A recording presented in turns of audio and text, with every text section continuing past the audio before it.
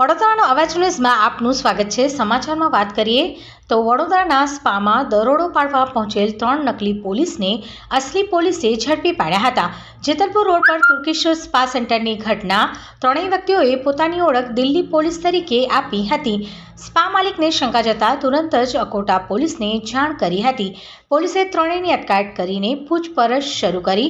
Delhi police તરીકે ઓળખ આપનાર ત્રણેય ઈસમો વડોદરાના રહેવાસી હતા।